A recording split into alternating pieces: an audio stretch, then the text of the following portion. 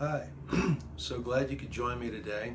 My name's Scott Camp Schaefer, and I'm a clinical social worker here in Austin, Texas. And I wanted to talk to you today about what I call the vicious cycle of isolation and addiction. And to start off with, I think isolation by itself can be seen as one of the most chronic epidemic problems we have in our culture, when we have so much electronic devices and ability to kind of segment off by ourselves, that people walk around tending to stare into their cell phones, and they don't have either the ability or take advantage of all the opportunities to interact with other people. And unfortunately, some people have found themselves so isolated that they suffer from mental illnesses and addictions. And that's particularly the aspect that I wanted to talk to you all about today. Typically, the vicious cycle of isolation and addiction will get started by someone feeling depressed or anxious and finding some way to self-medicate that, either through substances or through behavioral addictions such as sex addiction or gambling or shopping and things like that. And so they start to find ways of numbing out or gratifying themselves and escaping from the depressing feelings. And this is isolating in and of itself, because it's not so much done through healthy means. It's done in ways that tend to breed two things, both shame and secrecy. The person may feel ashamed because of what they're doing violates their values. Let's say they're spending, tens of thousands of dollars, going way over what their ability is to afford it, so they feel shame about that, and yet they don't feel like they can tell anybody about it. So there's this element of secrecy that tends to evolve as part of that whole situation. So then they wind up isolating more and moving more into the addictive behavior that they were already engaged in. And thus you have the vicious circle of isolation and addiction that is coming into play here.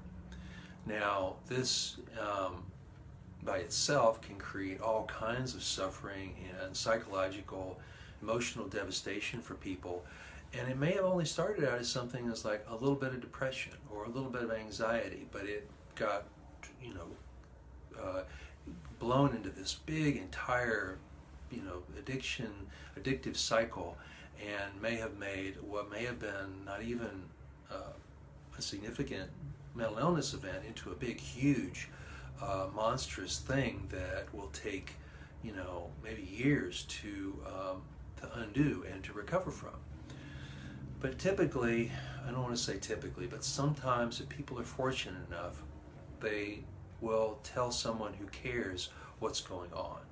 And they may not even do it with a sense that it's really a problem, but they may intimate that they have a spending issue, or they have a gambling problem, or they have an alcohol or drinking problem, or they have a problem with compulsive or addictive sexual behavior, which is one of the issues that I treat in my practice. And that other person may tell them, I think you need help, and if they're wise enough, they may go ahead and seek it out. But the idea is that the secret has started to come out, and that can help to reduce the shame and the isolation. But the main thing is that the person starts to get help and starts to find people they can trust, so that the isolation is started to be broken. And that way the whole addictive cycle can start to, the person can start to recover from that, and they can start to improve in mood, and maybe they need an intensive outpatient program, or maybe they need hospitalization, or maybe they just need therapy, maybe they need some medication to help them come out of this. But the main thing is that the cycle of secrecy, isolation, and addiction is broken at that point. And from that point on, the person can trend upward to improve their lives, to improve their mood, and find healthier ways to get their needs and wants met. So if you are one of those people who suffers from isolation, and this has gone into mental illness, addiction and other things, and you need help overcoming it, and you live in Austin, Central Texas area, I encourage you to reach out to me or to another clinician or to a trusted friend or family member to get some help and support, because as much as isolation may have contributed to your problems, it's the actual opposite of the way out, which is through connecting with other people, connecting with the help that you need. And often it just takes one first step, is reaching out to someone that you trust and are willing to get some support from.